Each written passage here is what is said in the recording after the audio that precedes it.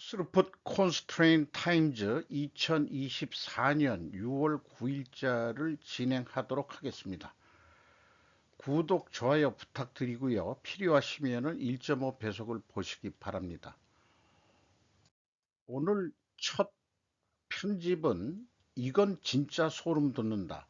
충격 넘어 공포, 알고 보면 섬뜩한 여성이라고 박영훈 기자가 헤럴드 경제에서 보도를 한 내용인데요. 아주 그 백발, 아니 여기는 흑발도 있네요. 미녀들인데 이게 AI가 만든 얼굴이랍니다. 인공지능이 100년 안에 인간을 멸종시킬 수 있는 가능성이 99.9%에 달한다. 미래에는 AI가 인간을 반드시 해칠 수 있습니다. 로만 얌폴스키 루이빌대 사이버 보안 연구소 교수가 얘기를 했답니다. 그 그림만 가져온 거로 했어요. AI가 이렇게 아름다운 얼굴을 하고서 인간들을 죽일 수도 있다. 해칠 수도 있다. 그런 얘기가 되겠네요. 우리 인류의 생존에 AI가 무서운 존재로서 되는 거 되면은 안 되겠죠? 그런 생각을 하면서 다음번은 좀비라고 되어 있는데 좀비 세계에서 가장 부채 허덕이는 기업들의 순위가 치솟고 있으며 모든 기업이 살아남을 수 없다. AI가 번역한 거를 제가 뒤에 조금 말을 정리한 겁니다. 버나드 콘돈 AP 연합통신이죠. 보도한 내용인데요. 좀비는 일반적으로 지난 3년 동안 대출이자조차 지불할 만큼 충분한 돈을 벌지 못한 회사로 정의된다. 좀비라고 불리고 지금 나온 대로 그 대출이자조차 거의 지불하지 못하고 있으며 종종 영원히 죽어가는 나쁜 사업에 타격을 입고 있다. 사양산업 같은 거를 얘기하고 있는 것 같습니다. 전 세계 거의 7천 개의 상장 회사로 급증했다. 이렇게 소개를 하고 있고 여기에는 뭐 한국도 들어가고 10년 전에 존재했던 기업으로 분석을 제안해도 좀비는 30% 가까이 급증했다.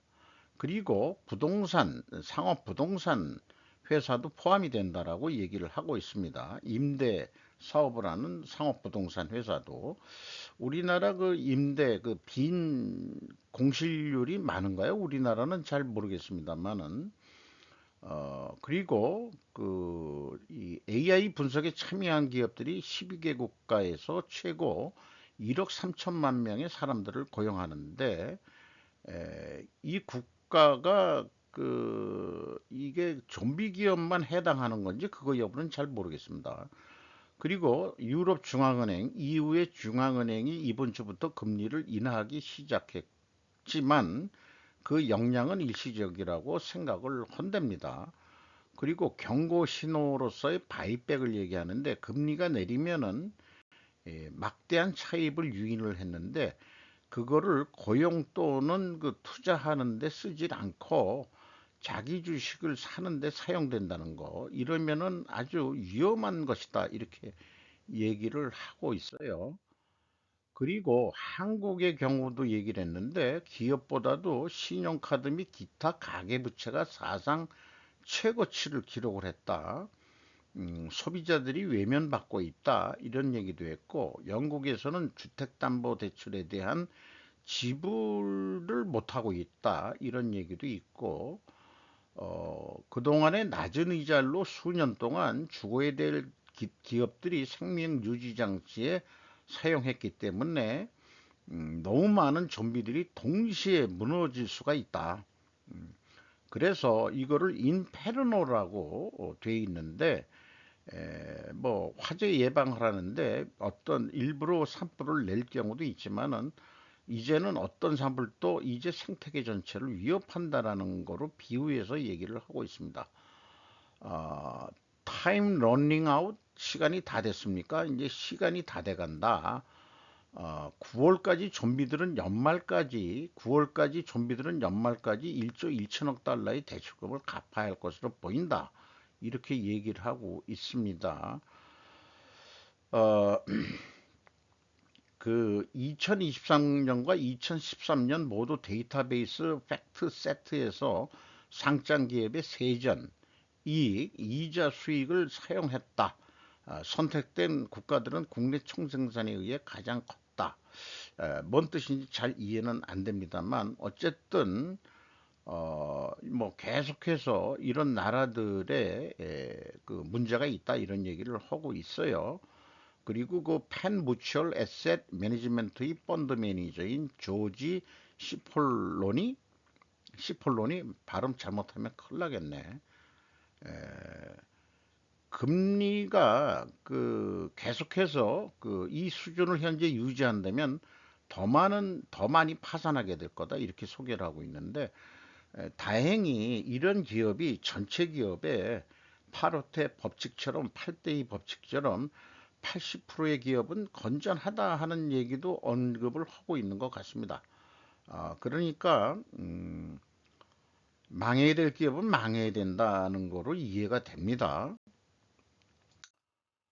그리고 우리나라 최근에 나오는 그 뉴스 중에 그 최태원 회장의 이혼 문제를 곁들여 가지고 지금 재벌 승계 문제까지 해서 뭐 여러 가지 얘기들이 나오고 있는데 지금 이 재계인이라고 하는 제목으로 박영국, 조인영, 임채연 기자가 무려 3명이나 데일리안에서 붙어가지고 했는데 각자 뭐 이렇게 쓴 모양이죠. 세 군데 거를. 장관 이재용 삼성전자와 최태원 SK 하이닉스가 지금 경쟁 관계다. 이렇게 소개하고 있는 것 같습니다. 삼성전자 이재용 회장은 버라이즌 CEO 만나 아무도 못하는 사업 먼저 해내자 이런 제목으로 했고 또 최태원 SK그룹 회장은 대만서 TSMC 회장 만나 AI 반도체 협업을 강화하자 이런 얘기를 했다는 거예요. 그래서 주로 고대역폭 메모리 HBM 분야에서 SK 하이닉스와 TSMC의 협력을 강화하기로 의기투합을 했답니다. 이 웨이 저자는 새로 그 기존 창업자 성함은 잊어버렸는데 그 새로 회장이 됐는데 바로 전용기를 타고 가서 만나가지고 TSMC를 찾았는데 이 최태원 회장의 대만 방문은 대만에서도 화제가 됐다 이렇게 얘기를 하고 있습니다. 그리고 그 정기선 HD 현대 부회장의 그 세계 최대 조선 해양 박람회 포시도니아 출격했다 하는 얘기는 뭐 또 참고적으로 나오지만은 지금 국내에서 이제 삼성전자와 SK 하이닉스가 뭐 대립 관계까지 가는 것 같은 그런 느낌을 받는 뉴스들이 나오고 있습니다. 경쟁 관계라고 하는데 반도체 전쟁이라고 표현을 하고 있네요. AI 반도체. 이런 제목은 박지혜 기자가 채널 A에서 보도를 했습니다. 지금 앞에 나온 얘기 그대로 거의 비슷한 얘기를 쭉 그 얘기를 그 했고요. 이재용 삼성전자 회장은 2주간 미국의 그 동서를 횡단하면서 30여 건의 비즈니스 대화를 한다. 이렇게 소개를 하고 있고, 그 다음에 이제 그 HBM 공급 확대를 위해서 그 젠슨향 엔디비아 최고 경영자와 만날지도 관심이 쏠린다. 이렇게 얘기했는데, 일부 그 미리 얘기하지만 저기 뉴스 보도가 나온 얘기지만은 실패한 거 아니다. 지금 계속 뭐 지금 검사 중이다. 이런 식으로 얘기를 했죠. 제가 이런 뉴스를 보면서 이런 생각을 해보게 돼요. 상공회의소 지금 회장인데 그 취임 2주년 기자간담회에서 이제까지 해온 대로 한다고 한국이 됩니까? 제가 확실히 기억 못하지만 이런 뜻으로 얘기했던 것 같고 그 이런 말에는 뭔가 우리 국내 산업 혁신이 필요하다는 것으로 이해는 했는데 이런 표현도 했습니다. 이와 같은 한일 경제 공동체 만들자. 이 발언의 취지는 구체적으로 무엇을 염두에 두고 있는 것일까라고 생각을 해 봤어요. 그런데 그 취임 간담회 때 그것만 보도를 하고 그 후로 기자들이 어떤 언론 매체 기자들이 한일 경제 공동체에 대해서는 추가로 좀 기사가 전개되는 게 안 보입니다. 어, 결국 최태원 회장이 얘기한 EU 같은 경제 공동체라면은 한일 간의 통화를 동일 통화를 쓰는 거죠. 그런 거고 무비자 입국으로 서로 왔다 갔다 해야 되는 거고 여행이나 이런 거 그런 건데 글쎄요. 지금 최태원 회장이 왜 이런 얘기를 했을까 궁금해집니다. 거기에 나현준 기자가 매일경제에서 보도를 했는데 이 보도 내용은 분석 기사로 해석이 됩니다. 2조로 300조 SK그룹 지배하는 최태원 회장이라고 제가 중간 제목을 본 제목으로 가져왔고 본 제목은 조금 선정적으로 썼어요. 집안 기둥만 뽑히는 게 아니었네. 세기의 이혼의 휘청이는 SK그룹. 이렇게 해가지고 지금 현재 지배 구조를 얘기하고 있고 현재 SK가 50%를 넘기긴 했지만은 적대적 M&A에 대해 경영권 방어를 해왔었는데 이번에 재산 분할이 되면은 그게 안 될 것 같다 그 말 아니에요. 그러면 지배력이 약해져 가지고 적대적 M&A를 당할 수도 있다라고 블룸버그에서 먼저 보도를 했었습니다. 여기서 또 표현은 물론 다른 재산도 많기 때문에 최 회장의 SK그룹 회장직에서 물러나리는 거의 없겠지만 이런 표현도 했는데 향후 이 상속세 이런 부담으로 해가지고 경영권 승계가 좀 쉽지는 않을 거다. 그 예로 삼성전자 예를 들었고 또 삼성전자 이재용 회장도 물려줄 생각 없다. 자기로 끝이다. 그러면 이제 완전 미국식 자본주의 회사로 삼성전자가 되고 이렇게 되겠다는 거고 최근에는 한미약품 오노 일가에 대한 이 상속세 이런 샘플도 기자가 좀 이렇게 자료로서 풀어내고 있습니다. 그리고 경영저성과 오노는 상속세 더 내게 한다는 소제목으로 국내 한 사모펀드 대표는 박근혜 전 대통령 탄핵 당시 재벌 오노 일가에게 책임을 더 씌우는 바람에 재벌 오노 3세가 도전보다는 문제를 안 만들려는 현상 관리에 집중하는 경향을 보인다.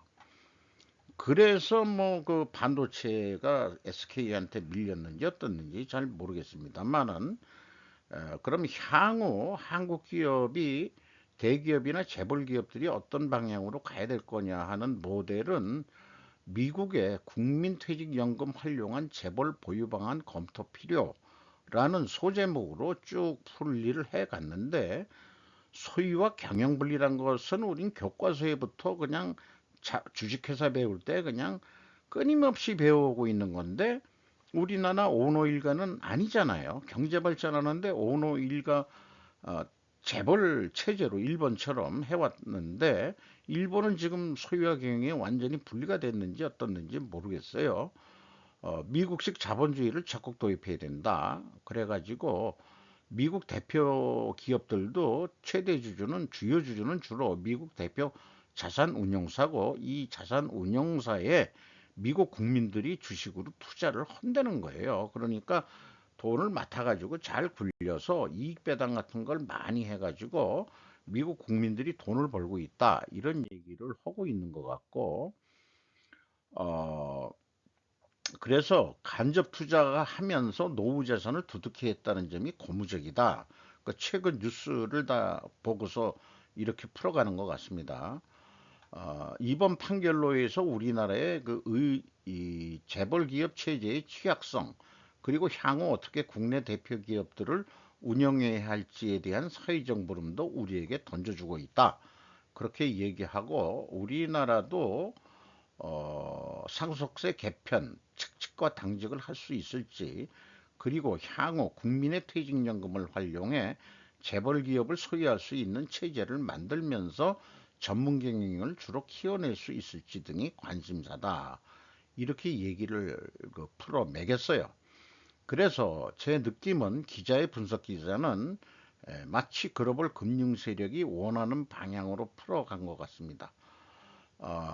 그리고 아니나 다를까 또 이런 뉴스도 있어요. 미국민 투자 소득 역대 최대 수준, 고물가에도 소비 지속. 임상수 기자가 연합뉴스에서 또 보도를 한 내용인데 1분기 이자 및 배당 소득만 약 5천조 원, 4년 전보다 1천조 원이 늘었다. 그러니까 지금 고금리에다가 고물가인데도 미국 국민들이 들어오는 돈이 있으니까 펑펑 쓰고 있다.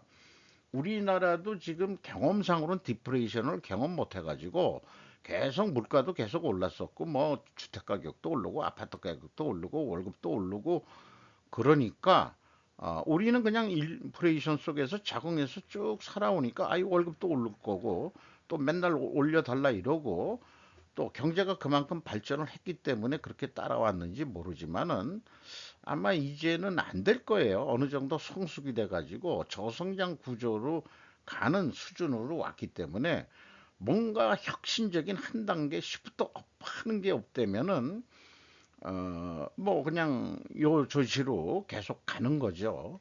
그렇게 그 생각이 듭니다. 근데 이번에 미국 국민들이 그 돈을 번 거는 주로 백인, 부유층, 대졸계층, 베이비붐 세대 등이 저금리 모기지를 낀 주택과 주식 자산을 통해 훨씬 더 많은 부를 챙겼다라고 소개를 하고 있습니다. 이런 뉴스를 보니까 트럼프한테 좀 불리한 거 아니냐, 이런 생각도 좀 들어가네요. 그리고 그 우리나라 반도체 경쟁을 지금 하고 있는데 화웨이 CEO 고해성사 중의 반도체 자립에 딴 목소리 냈다라는 제목으로 최유식 기자가 조선일보에서 보도를 했습니다. 중국 정부 475억 달러 반도체 기금 발표했는데 화웨이 클라우드 CEO가 3.5 나노는 불가능하고 7 나노만 해도 잘 된 일, 반도체 공정 개발에만 매달려선 안 돼. 요런 취지의 그 연설이 있었다는 거예요. 이름이 장평안이네요. 그런데 화웨이가 작년 미국 반도체 제재를 뚫고서 7나노 AP 그 애플리케이션 프로세스를 탑재한 스마트폰을 출시 세계를 놀라게 했다. 아니 7나노를 언제 중국이 만들었냐 했는데 누구 얘기를 들어보니까 어떤 방송에 나온 얘기인데 그 화웨이 스마트폰을 뜯어 보니까 거기에 SK 하이닉스 반도체가 들어가 있었다. 요게 이제 만약에 문제가 되는 거 아니냐 하는 생각이 막 들어가요. 반도체 기금 발표에 찬물 끼얹어 화웨이 AI 모듈 개발 책임자였다. 장 대표는 저장대 석사 출신으로 항저우에 있는 어, 1996년 화웨이 입사해서 28년간 전략 마케팅 제품 제작 글로벌 기술 서비스 소프트웨어 기술 분야 책임자를 두루 걸친 엘리트다 소개를 하고 있습니다. 화웨이는 공산당 게 아니고 중국 인민군 거라고 봐야 되겠죠. 군부 거.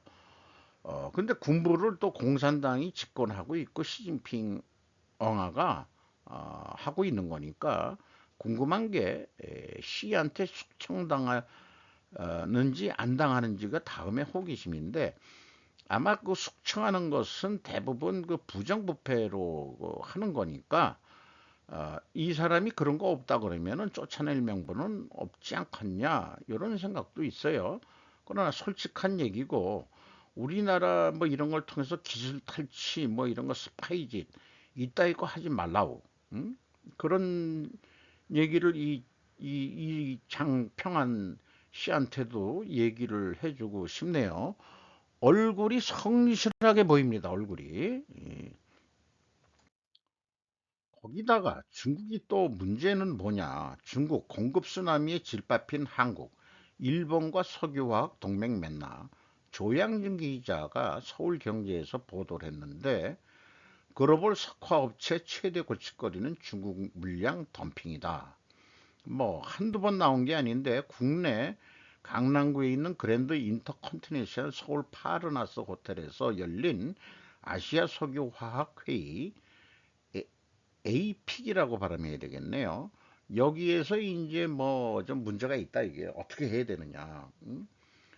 어, 중국의 에틸렌 생산 능력은 그 2022년 말 4,600만 톤으로 늘어나 세계 1위를 차지했다. 이렇게 얘기를 하고 있네요. 기초 유부는 에틸렌과 프로필렌 등 석화 제품의 원료다. 이렇게 얘기를 하고 있고 중국의 석화 덤핑이 지금보다 더 심해질 수 있다는 의미다. 그러면은 이거 어떻게 견뎌야 되느냐? 우리가 수입 금지 시킬 수도 없는 상황인 모양이죠. 일본의 케이스 스터디를 해가지고 한국 다음 단계는 공동사업 이런 소제목으로 했는데 20년 앞에 그 1950년대에 이미 석화 산업이 형성된 일본 산업은 내수를 중심으로 몸집을 키웠다 이렇게 얘기를 하면서 한국의 현재와 유사하게 흘러갔는데 그때 당시 상황이 법령 부분의 통폐합, 내수 비중 축소와 수출 확대, 해외 직접 수출, 고부가 중심으로 포트폴리오 재편, 이래서 당시 일본이 취한 대응책의 핵심이었다라고 소개를 하고 있습니다. 이것은 LG화학 공장인 것 같은데요. 그런데 요 표현 중에서는 좀 모순이 있네요. 1950년대는 내수를 중심으로 몸집을 키웠는데 그 후에 내수 비중을 축소하고 수출 확대를 했다. 그런 얘기가 되겠네요. 그래서 석유화학 제품만 문제냐? 그것도 아니고 철강도 지금 덤핑을 하고 있다 이게요. 그래서 우리나라는 그 수소 환원 제철 생산 체제, 저탄소 철강 제품 공급 체제 이런 거로 해가지고 우리는 저탄소로 철강을 만들어냅니다라는 것을 미국과 유럽한테 증명을 시켜서 우리가 비싸게라도 좀 팔고 지구 환경을 위해서 한국이 그런 제품을 사주겠다. 가격은 비싸더라도 그렇게 될지 어떨지 모르겠습니다만은 포스코가 그렇게 가겠다는 얘기고 그 다음에 현대제철도 그렇게 가겠다 그런 얘기인데 원래 저 기본적으로 우리가 학교에서 볼 때 이제 용광로 배울 때 그 이 철광석하고 코쿠스하고 넣어가지고 한꺼번에 그래서 그 비중 차이에서 그 밑에 흘러나오는 거를 철을 만들었죠.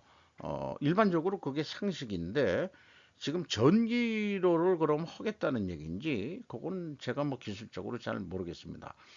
어쨌든 지금 EU와 미국 등이 중국산 소재의 친환경성에 대해서 의문을 제기하고 있어서 또 중국산에 대해서는 고관세를 매기겠다 이렇게 될지 어떨지는 모르겠습니다만은 어쨌든 전 세계가 중국의 덤핑으로 자국 산업의 보호를 위해서 다 고민하고 있는 것 같고 또 그 중남미에도 결국은 처음에 중국하고 뭐가 되면은 잘 이익일 줄 알았는데 이익 본 거는 대부분 중국이고 지금 이 브라질이나 이런 데 같아서는 자기네들 섬유 산업 다 망한다 지금 이러고 있다는 뉴스도 계속 나오고 있습니다.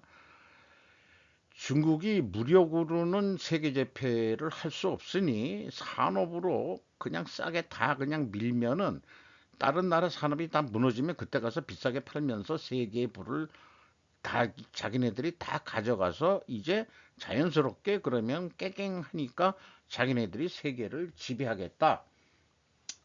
이런 시나리오인가요? 그 시진핑 시나리오는 그거 그냥 당할 수는 없겠지. 그리고 이미 앉아서 세계 패권 내줄 나라는 절대 없습니다. 그러니까 지금도 한마디로 지금 돌아가고 있는 거는 중국 죽이기를 미국은 정권이 누가 되더라도 그건 계속 될 거라고 그러죠. 다 떠나서 중대범죄로 재판 중인 형사 피고인이 대통령이 되려는 초현실적 상황에 대해 우리 헌법이 진지하게 생각해 보지 않았을 것 같다. 요거는 그 기사 내용에 있는 내용을 제가 제목으로 가져왔어요. 정봉호 기자가 동아일보에서 보도를 했습니다. 어, 원래 그 뉴스 보도 제목은 이겨냥한 한동훈 피고 집행유예만 확정돼도 대통령직 상실, 선거 다시 해야 이렇게 돼 있는데 이화영 전 경기도 평화부지사가 쌍방울 그룹의 불법 대북 송금에 관여한 혐의로 징역 9년 6개월을 선고받은 것과 관련해 더불어민주당 이재명 대표를 겨냥한 것이다. 뭐 이런 얘기고 자기 이 페이스북인가 뭐 그걸 통해서 이제 의견을 쭉 한 거를 기자들이 좀 편집을 한 것 같아요. 그 취재 발췌를 해가지고 어, 이런 의견을 낸 이유는 헌법은 탄핵소추와 탄핵심판을 따로 규정하고 있고 대법원도 형사소추와 형사소송을 용어상 구분하고 쓰고 있으므로 헌법 84조가 저는 잘 모르겠지만 소추란 소송의 제기만을 의미하는 것이라고 보기 때문이다. 뭐 이렇게 얘기했는데 법리적인 얘기는 솔직히 저는 잘 모르겠습니다. 어쨌든 그게 지금 문제가 있다. 피의자가 한다는 게 법원은 이 대표 당시 경기도지사의 방북 비용을 쌍방울이 북한에 대납한 게 사실이라고 봤고 이에 따라 검찰은 이르면 다음 주 이 대표를 제3자 뇌물 혐의로 기소할 방침으로 알려졌다. 이미 보도가 나갔죠. 요거는 이제 총선에 패배하고 뭐든지 자기가 부족해서 다 제 책임입니다 하고 물러날 때 이렇게 그 한동훈 전 비대위원장이 그때 이제 모습의 사진을 올렸네요. 그런데 오세훈 시장도 거기에 호응하듯이 오세훈 서울시장 이재명 겨냥 대북송금 지사 몰래 부지사가 처리 불가능. 아마 상식적인 얘기일 겁니다. 유진희 기자가 조선비지에서 보도했는데 어쨌든 지금 이재명 씨가 침묵을 지키고 있다며 이런 순간 침묵은 금이 아니라 비겁이라고 비판했다. 왜 대장동, 백현동, 대북송금 등등 이재명 지사 옆에는 기한 일만 일어나는 것이냐라고 하고 민주당과 대표적 뒤에 숨어 있을 일이 아니라 이제 국민 앞에 나서서 모든 사실을 낱낱이 밝혀야 한다고 촉구했다. 그리고 이제 그 앞에 뉴스처럼 그 한동훈 씨가 얘기한 거를 여기에서도 똑같이 얘기를 하고 있어요. 자, 저 개인적인 생각을 좀 얘기를 하겠습니다. 이재명의 얼굴 자체가 비겁자 같이 생겼어요. 안경 벗으면 더더욱 그렇게 생깁니다. 그런 자와 쓰레기 소각장, 배짱을 같이 했던 오 시장이 이제 거리를 두는 것인가? 어, 그 소각장 지자체에서 그 한다는 게 그 사실 문제가 될 것 같고 이권이 뭔가 많이 돼 있다는 얘기들이 많이들 나오고 있고 그렇게 돼 있는데 그런 얘기들이 좀 어떻게 묻혀 있는지 잘 모르겠어요. 그런 거 있고 잠깐 그런데 여기에서 지금 오버랩 되는 게 뭐냐 그러면은 지금 트럼프 대통령도 지금 그 뭐 다 유죄 30 몇 건인가 유죄로 판결이 되고 거기에 형사건으로 되는 게 있지 않겠냐는데 무슨 항소를 할 계획이고 뭐 하니까 아직 그 구속 그런 건 아니고 전 대통령이니까 무슨 증거인멸이라든가 도주위험이라든가 그런 게 없으니까 일단은 뭐 이렇게 이 항소가 있고 그다음에 또 뭐 3차까지 가는 게 이제 법 제도니까 그러니까 저는 그렇게 생각해요. 이 법치주의 해가지고 그 피의자도 법의 전문가고 또 검찰도 법을 한 사람. 이게 지금 법을 한 애들끼리 법치 가지고 그 법치 논리 가지고 옳으니 그르니 죄가 있니 없니들 따지고 자빠졌는데 사실은 그 처신이 정의롭지 못하다면은 과정이 정의롭지 못하다면은 결과가 저기 그 무죄로 판결이 나더라도 그건 정의롭지가 못한 거예요. 그런 자들이 무슨 공직에 나서는 것은 그걸 또 국민들이 뽑아준다면은 우리나라 전 국민이 전 국민은 아니겠지만 다 불의 속에서 돈만 보고서 사는 그런 수준의 국민들일 수밖에 없지 않느냐라고 생각을 해보게 되네요. 현대로템이 미국 이집트에서 잇따라 수주 5,800억 규모다. 연합뉴스 이승현 기자가 했는데 여기 미국 매사추세츠 항만교통공사에서 2층 객차 추가 공급 계약을 체결했다. 수주 총액은 2,414억이다. 또 이집트 터널청과 알렉산드리아 트랩 공급 계약을 체결했는데 수주 총액은 3,411억 원이다. 그러면은 이집트 거부터 먼저 좀 얘기를 해주지. 또 그것도 우리가 또 아니라고 할까봐 미국부터 얘기를 해주는 그 이 참 과잉 센스 이런 게 또 보이네요.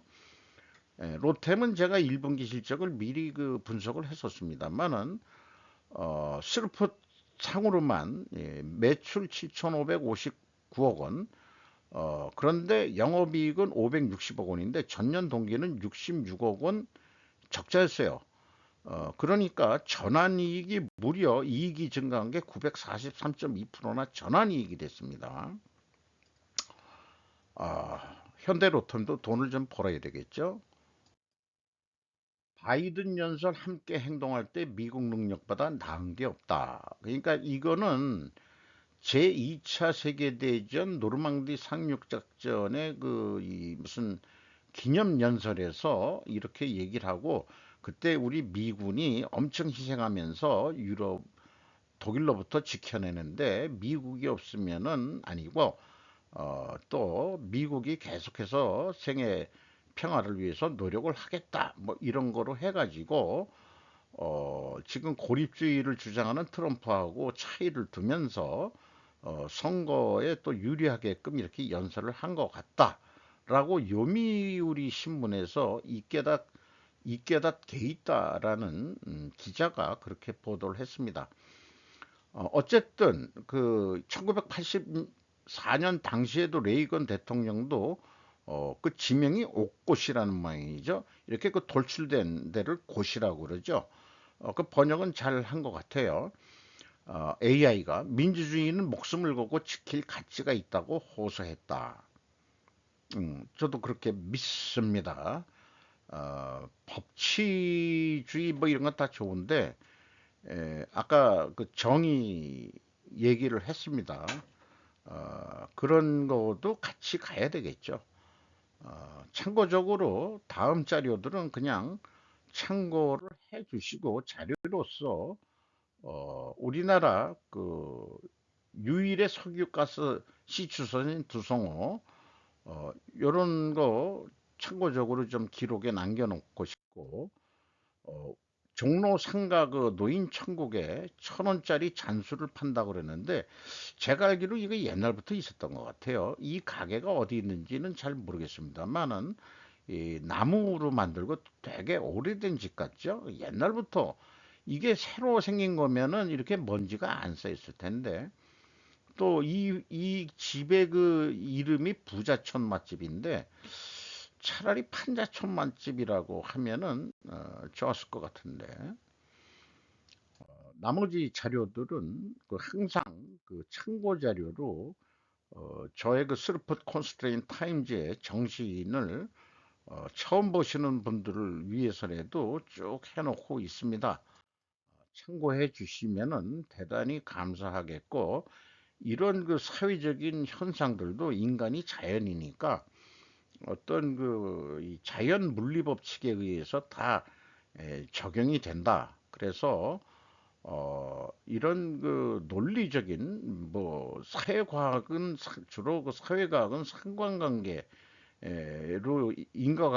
아니 상관관계로 따지는데 그래서 많은 데이터가 필요한데 저 인과관계로 뭔가 세상을 보면서 어떤 그 이 세상을 보는 식견들이 좀 논리적이면서 지혜롭게 볼 수 있는 인과관계를 따지는 그런 자료들로 제가 충분히 지금 스르프 콘서트인 타임즈를 그 돌아가는 뉴스를 이런 도구를 통해서 이해를 하고 또 그 쉽게 세상을 보고자 하는 그런 마음들이 있습니다. 기본 자료들이 너무 많죠? 네. 요거는 그 덤핑 수출에 대해서 또 썼던 거를 여기다가 맨 마지막에 계속해서 아까 덤핑 수출 이런 것도 있어서 이렇게 해놨습니다. 이상 마치도록 하겠습니다.